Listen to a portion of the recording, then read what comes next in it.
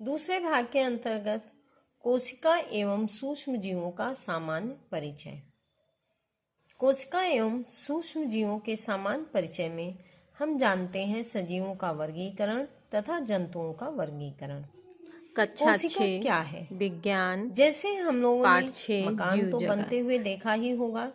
मकान छोटी छोटी ईंटों से मिलकर बना होता है और ये छोटी छोटी ईंटें उसी तरह रहती हैं जैसे हमारे शरीर में हमारा शरीर जो है छोटी छोटी इकाइयों से मिलकर बना होता है। इन छोटी छोटी इकाइयों को ही कोशिका कहते हैं। प्रत्येक जीवित कोशिका जीवन की सारी जैविक क्रियाएं करती है।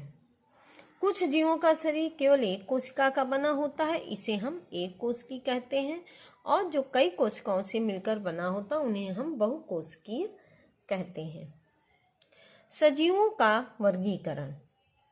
हमारी पृथ्वी पर असंख्य जीव जंतु रहते हैं, तो वैज्ञानिकों ने अपनी सुविधाजनक अध्ययन के लिए उनमें समानता तथा असमानता के अनुसार इनका समूहीकरण किया है और यह पद्धति वर्गीकरण कहलाती है।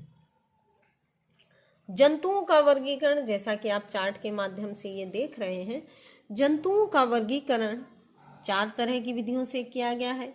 संरचना के आधार पर, मेरुदंड की उपस्थिति के आधार पर, प्रजनन विधि के आधार पर तथा वास स्थान के आधार पर।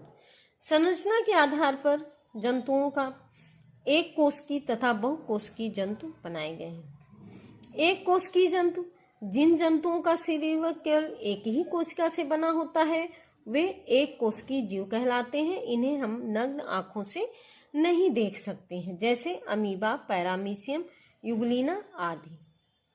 बहुकोशिकीय जंतु, जिन जंतुओं का शरीर एक से अधिक कोशिकाओं से मिलकर बना होता है वो बहुकोशिकीय कहलाते हैं।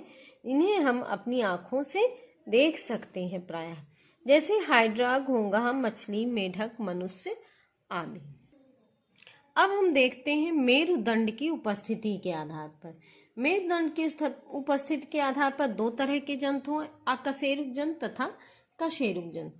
अकशेरुक जंतु, जिनमें मेरुदंड यानी रीढ़ की हड्डी नहीं पाई जाती, इसलिए हमने यहाँ पर माइनस का निशान लगाया। कशेरुक जंतु होते हैं जिनमें रीढ़ की हड्डी पाई जाती है। अकशेरुक जंतुओं के उदाहरण में कीड़े मकोड़े, केचुआ, तिलचट्टा आदि है। कशेरुक जंतुओं में मेढक, पक्षी, गाय, भैंस आदि, इन सभी जंतुओं में मेरुदंड यानी रीढ़ की हड्डी पाई जाती है। प्रजनन विधि के आधार पर 2 तरह के हैं, अंडयुज तथा जरायुज। अंडे देने वाले जंतुओं को अंडयुज कहते हैं, मछली, मेढक, छिपकली आदि। जरायुज बच्चे देने वाले जंतुओं को कहते हैं, जैसे मनुष्य, चूहा, खरगोश। अब देखते हैं वास स्थान के आधार पर। वास स्थान के आधार पर जलीय, वायु तथा स्थलीय जंतु, ये 3 तरह से बांटे गए हैं। आने वाली बड़ी कक्षाओं में हम लोग इनके बारे में विस्तार से पढ़ेंगे। जलीय जंतु, जल में रहने वाले जंतुओं को जलीय जंतु कहते हैं, बच्चे सभी जानते हैं, जल में मछली रहती है। वायवीय जंतु, समय से वायु में उड़ने वाले जंतुओं को वायवीय जंतु कहते हैं, जैसे पक्षी आदि। स्थलीय जंतु, स्थल यानी जमीन पर रहने वाले जंतुओं को हम स्थलीय जंतु कहते हैं, कुत्ता, बिल्ली, बकरी, मनुष्य आदि।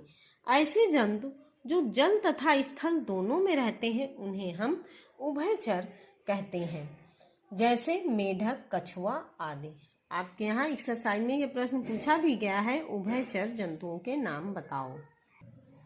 इस भाग के अंत में हम ये देख सकते हैं कुछ जंतुओं की आयु इस चार्ट में बताई गई है। इसको यदि हम ध्यान से देखेंगे तो आपको इतने जंतुओं की निश्चित आयु पता चल जाएगी। धन्यवाद।